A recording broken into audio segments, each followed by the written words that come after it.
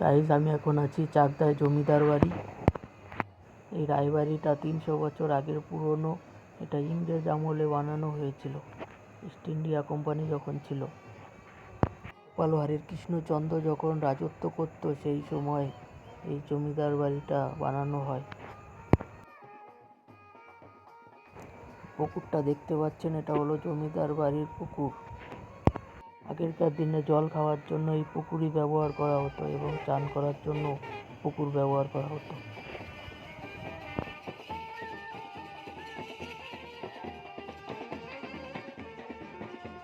এবার জমিদার বাড়ির টাওয়ারের উঁচুতে উঠবো, দেখাবো কিরকম টাওয়ার।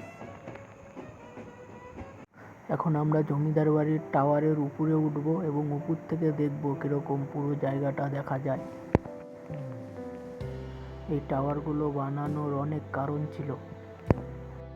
এই টাওয়ারগুলোর ওপরে আগুনের মশাল এবং প্রদীপ এগুলো জ্বালানো হতো এবং উপর থেকে পাহারা দিতে সুবিধা হতো, সবকিছু দেখা যেত উপর থেকে।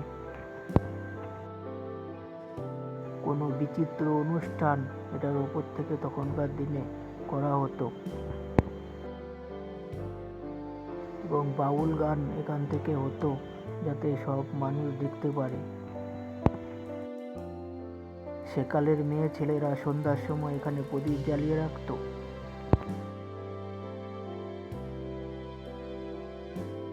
সে সময় অনেক জমিদার বাড়ি আবার এরকম উঁচু টাওয়ার বানাতো পায়রা পোষার জন্য, যাতে পায়রা উঁচুতে উড়ে আবার এখানে চলে আসতে পারে। টাওয়ারগুলো প্রধানত দেখা যাচ্ছে পুকুরের সামনেই।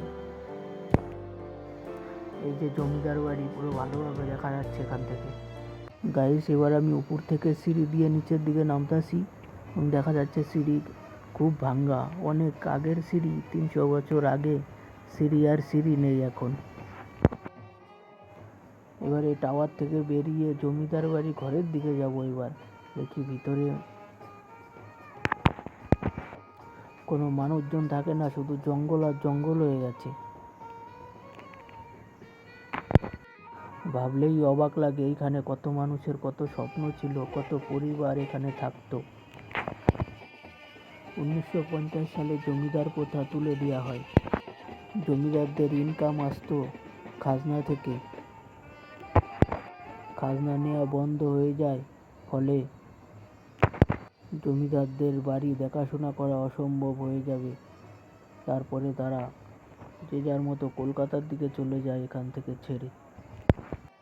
কত জাঁকজমক ছিল এখানে, কিন্তু সেই জাঁকজমক দিনগুলো আর নেই। সবই স্মৃতি হয়ে রয়ে গেছে। ইটের দেওয়ালগুলি আর কাঠগুলো যেন এখনো পরিবারগুলোর স্মৃতি হয়ে রয়ে গেছে। বন্ধুরা, একটা জিনিস খেয়াল করেছো যে কত দরজা অনেক বেশি ঘরের এবং জানলাগুলো কত বড় বড়। তখনকার দিনে এসি আর ফ্যানও ছিল না যে ঘরটা ঠান্ডা করে দেবে। এত বেশি আর বড় জানলা দরজা বানিয়েছে কারণ ঠান্ডা বাতাস যাতে ভেতরে আসে। আর আমি এখন আছি জমিদার বাড়ি আনন্দমহলে। এই উঠানকে আনন্দমহল বলার কারণ হলো এই জায়গায় মেয়েরা থাকতো। জমিদার বাড়ি মেয়ে মানুষদের জন্য এটা ছিল একটা নিরাপদ জায়গা এবং সংসারের কাজবাজ সব এখানেই করতো। কোনো পূজা অনুষ্ঠান সব ওই জায়গাটাই হতো। বন্ধুরা, আমি অনে আছি জমিদার বাড়ি আনন্দমহলের ভিতরে। এই ভিতরে ঘরগুলো সবাইকে ঘুরিয়ে দেখাচ্ছি। বাইরে থেকে দেখে তো আমি পুরো দেওয়ালই ভেবেছিলাম, কিন্তু আসল রূপ ভিতরে এসে বুঝতে পারছি। এই দেওয়ালগুলো অনেক ইট দিয়ে বানানো, তাই ভিতরে পুরো একদম ঠান্ডা, আপনারা আসতে বুঝতে পারবেন। এর ভিতরে কতই না আলো ছিল, আর সব ধ্বংস হয়ে গেছে। এবার আমরা একটু বাইরের দিকটা ঘুরে দেখি, বাইরের দিকে কি কি আছে এই জঙ্গলে। বন্ধুরা, আমি অনে আছি জমিদার বাড়ির পিছন দিকে। তখনকার দিনে এইখানে ফুলের বাগান ছিল, আজ এখানে জঙ্গল হয়ে গেছে। ভাবলেই অবাক লাগে, এখানে একসময় জমিদাররা বসবাস করত, আর এখন জঙ্গলের রাজত্ব হয়ে গেছে। পুরোনো দিনের স্মৃতিগুলো ক্যামেরা করতে আমার খুব সুন্দর লাগছে। আপনাদের কেমন লাগছে? ভালো লাগলে অবশ্যই লাইক দেবেন। বন্ধুরা, জঙ্গল দিয়ে হেঁটে হেঁটে আমি অনেক সাবধানে যাচ্ছি। এই শিকড়গুলি দেখে মনে হচ্ছে দেওয়ালগুলিতে এই শিকড়রাই এই বাড়ি দখল করে ফেলবে এইভাবে আস্তে আস্তে। শিকড় আস্তে আস্তে বাড়ি লুকিয়ে রেখে ফেলছে যেন মনে হচ্ছে।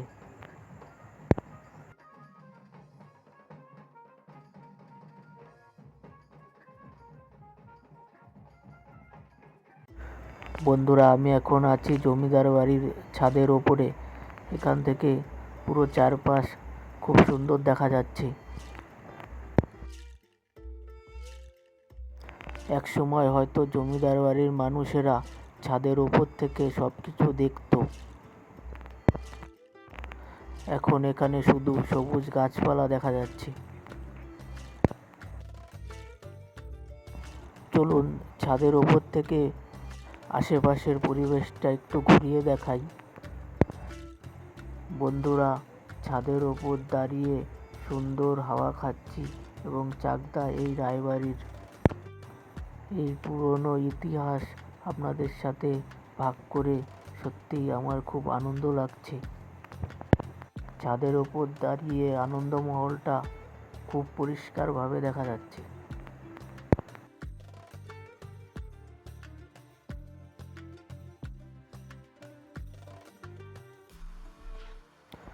বন্ধুরা, এখন আমি সিঁড়ি দিয়ে নিচের দিকে নামছি।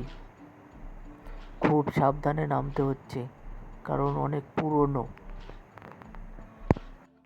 সাবধানে এক পা করে পুরনো সিঁড়ি দিয়ে নিচে নামছি। বন্ধুরা, আবার আমি সিঁড়ি দিয়ে উপর দিকে উঠে এলাম ছাদে, কারণ ছাদের থেকে পরিবেশটা খুব সুন্দর লাগে চারিদিকে।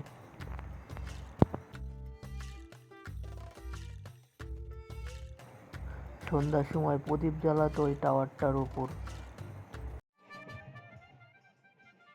এই ছাদের ওপর থেকে দেখা যাচ্ছে পিকনিক, সেটা আপনাদের দেখিয়ে দিচ্ছি। শীতের দিনে প্রত্যেক বছর অনেক লোক এখানে পিকনিক করার জন্য আসে।